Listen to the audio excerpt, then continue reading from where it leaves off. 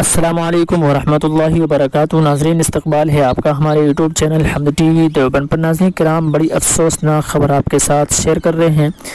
ناظرین، آپ کو بتلا دیں کہ حضرت مولانا ظہور احمد صاحب قاسمی، استاد مظاہر علوم وقف سہارنپور کا ابھی فجر سے پہلے تقریباً 5 بجے انتقال ہو گیا ہے۔